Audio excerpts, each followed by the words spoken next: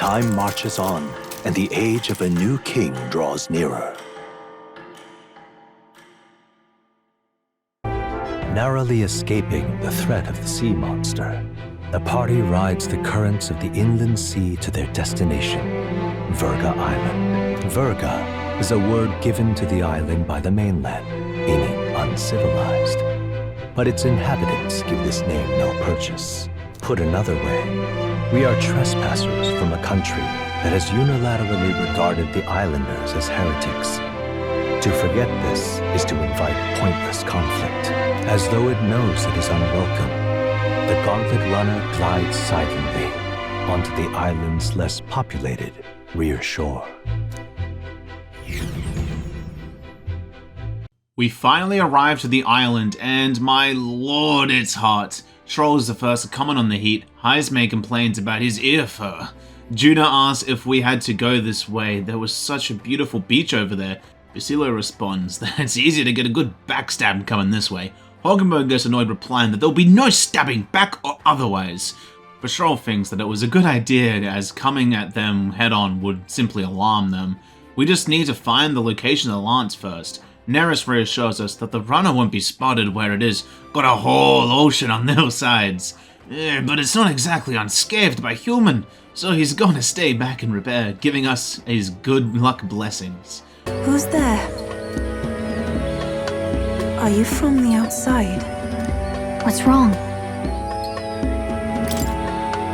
I thought I heard a voice. A voice? Whose? All that salt air gets your head. Our chances out here already aren't looking too good. Despite Fidelio's words, I wonder what that was all about. Basilio wonders where the lance could be. Troll gives his idea of blending in to gather info, commenting on the difficulty due to them all being Mustari. But for now, we should just stay hidden and observe the village from afar. Basilio thinks that's just a big hassle, as we think on how long we can truly stay on this island. Hogenberg gives us an estimate, being that we will have to leave by September the 5th. So not that bad, all things considered, so we get going. But of course, we got lost really quick. Juna calls it a disaster, as we cannot afford to get lost here. Juna's sweating out of her mind and comments on all the bugs. She's done! Basilio wants food and wants water to dunk his head in. Hogenberg finds their complaints annoying, as we're all enduring it, but Heismay's ears catch a sound of running water, and we follow his instincts. Whoa! It's drinkable. Much clearer than the capital's water, too. Oh, brilliant. I could use a dip to get the salt Hold off me. on.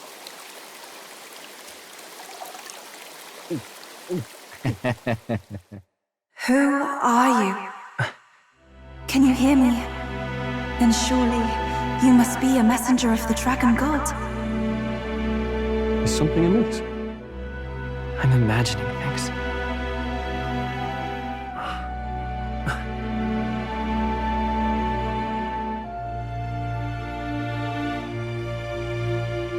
Could it be a villager?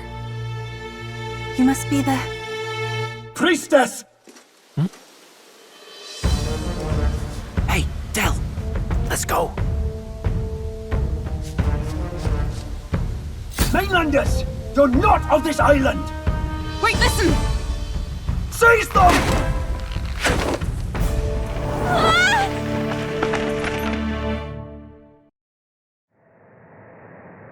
Behave yourselves. Now, you're a candidate for the Here to steal Dracodios, no doubt. And not content with that, you befouled the priest. We need hear nothing further. You shall all be executed. Fastest trial I've had. Calm down. First off, you can't kill a candidate. You beg for your life in vain, wretch. Hail, I'm told the priestess is ready. Accept your fate. You're not getting out either way. Heismay's ears got us caught by the Mustari and put to death, left with little options, and the brother's gone, likely to go find the lance, which means that we're left to see if we can escape. Troll finds it weird though, that they knew me, not expecting the news to travel this far. Probably my fault, I'm afraid. They had a lot of questions, and they weren't, Well, fancy meeting you here. Why the hell is he here? He tells us that he hoped the crown theocracy would have worth here, but nah. Stroll asks why he's here, and once again he proves to be my hype guy, coming here hearing of all I planned and had to follow. He thought he could simply stow away on a Mystari ship and safely get to the island, and, well, this man's a fucking idiot. And I agree with Juno, why would he want to go this far? He's on saying he wanted to peek behind the Sanctus curtain and see the truth. But for now, he has to stay patient, and we'll find an opening soon enough, as people here aren't monolithic as they'd like.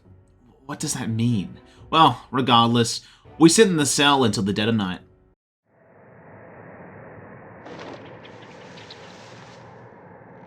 Lady Juno.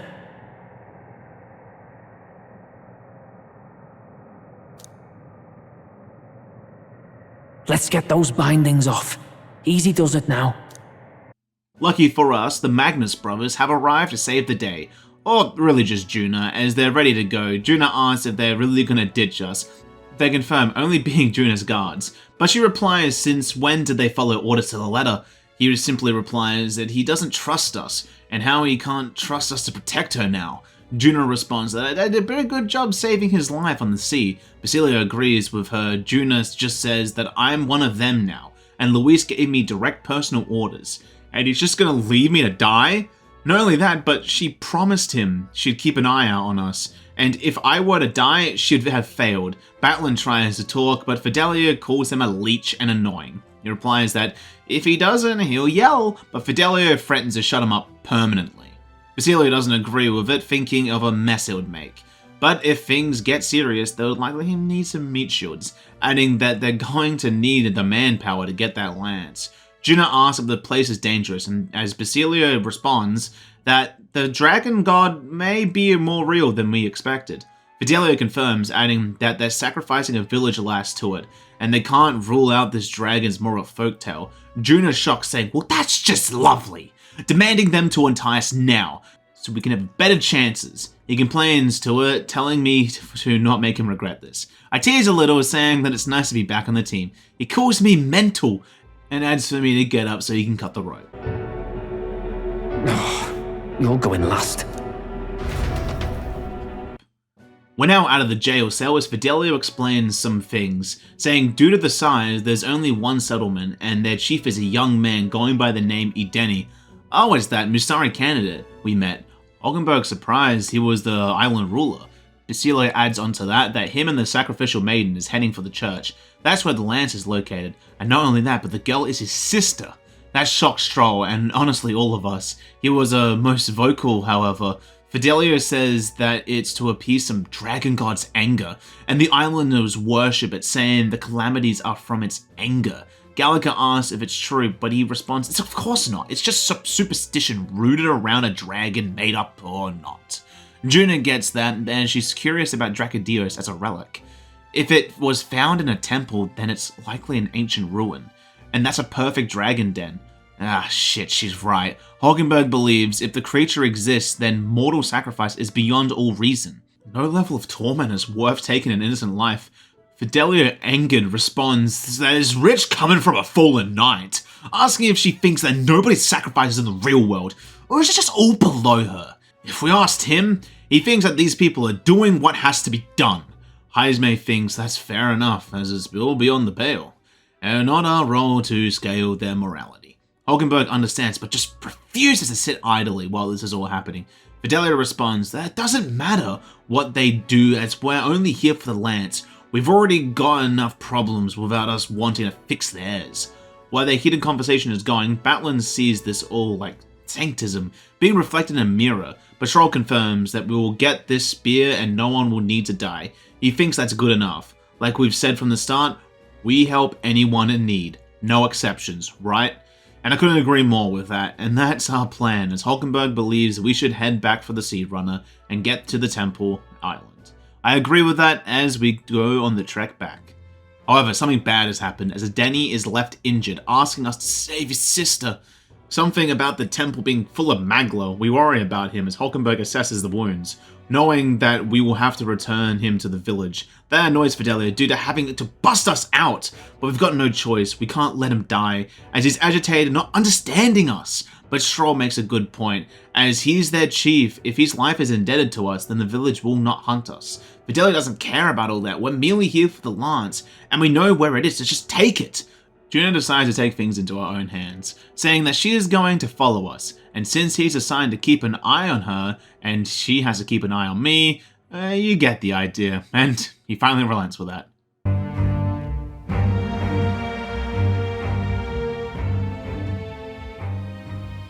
Whatever happens, I can't trust anyone but my family.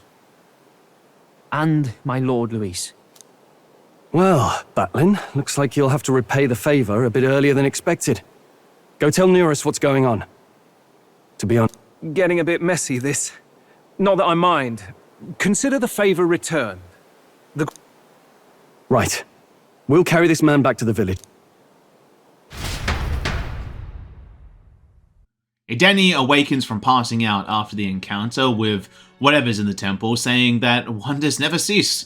It's us asking that we were being hunted, wondering how we managed to return safely.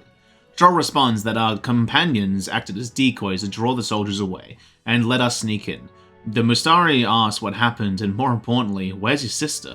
Edeni explains that they headed to the temple, but it was thick with Magla, and the monsters have turned feral. Gallica, shocked, asking if it's the Melancholia crystals. Edeni adds that the monsters made short work of the guards, so they were separated. He was left to flee to the sea. The Musari doctor thinks we need more troops because if we don't act soon, the ritual, but Edeni tells him no, their soldiers cannot fight them. We'd be merely sending them to their death. That's when Heismay comes up to him, saying that we will do it. We have our reasons to see the land, and monsters do not frighten us. But ask the important question, if we find her, what will we do with her? Do we follow with the sacrifice or bring her back? Edeni pauses for a moment and asks us to bring her home, originally planning for letting her to escape, but her lack of fear or hesitation when she was there, he faltered. That's when he realized it's not just fate of the island they place on her, but she's been trying to bear all of their fears and anxieties, saying her life is now in our hands, and even if her sacrifice would save them, he just doesn't care, asking us to save her from the curse that the Mustari placed on her. Hulkenberg's happy to hear, calling him a true leader, reassuring him to leave it to us, pledging to see her safely returned. And I have no objections to this. Gallica agrees too, and Stroll asks him if we save his sister, may we borrow Dracodios? Edeni agrees to that deal, much to the chagrin of the doctor, but Edeni simply states that if we had the strength to overcome the temple's trials, we could have simply taken it, but yet we ask for his permission. He trusts me, seeing we really do believe in what we say, but the doctor calls us outsiders, but Edeni doesn't care what tribe we're from. We're people just like them, and the race for the mainland taught him that. Juno knows that it will take some time to save his sister, knowing the idea may be morbid, but could she survive that long? Edeni reassures us that she knows that place more than anyone. She's likely found a place to hide, and has the food that she'll need to live for at least a month. And knowing she understands how important her life is, she'll keep going, adding that our offenses will be pardoned if we do, and he'll provide all we desire, so please save her. And with that, we're left to our own room. Stroll comments on how cozy it is compared to the prison. Heismay is glad to be free of the bugs. Juno questions what hovels we stayed in when we were in Braillehaven of all places. But Hulkenberg says we're free to come and go now, even if we must bow to Luis. Gallico agrees, but lifting the curse is only the start. The public has to recognize him as the rightful king as well.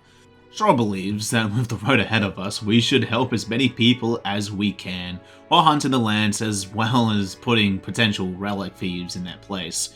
With those talks over, Fidelio and Basilio make their appearance, asking if negotiations are done. Juno thinks they're amazing, as they could lead those guards on a wild goose chase. Basilio laughs, saying that they can't catch a couple of Parapus lads in the woods. Fidelio just cares about the land, so if that hasn't changed, then he really doesn't care. Now that we've talked, we get into the game plan. Stroll starts. Location is the Dragon Temple. It's built on a deserted island. Once we're there, we search for the Temple of Dracodios, and while we're there, we're looking for Yufa.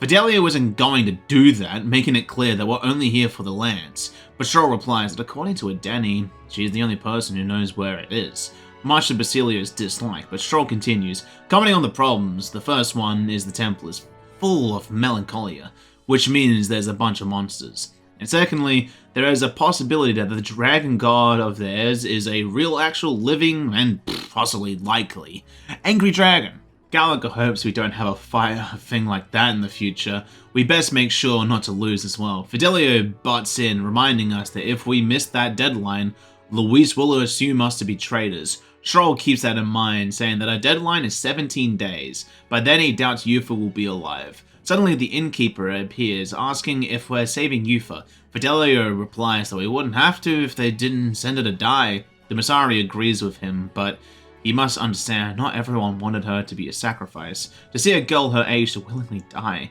she's just as young as his own child. It's just not right. We reassure him that we will, and he leaves. Augenberg sees the irony in it all. We came only for a lance, but even that has caused us a chance to save someone's life. Izme is reminded of when we wanted to capture him, but led him to joining us. We have a knack of opening doors that others close. But with all those talks, we all come to agree it's time to rest. But man, what a long day, and it's likely going to be longer with us needing to save Yufa. But that's Tomorrow Me's problem.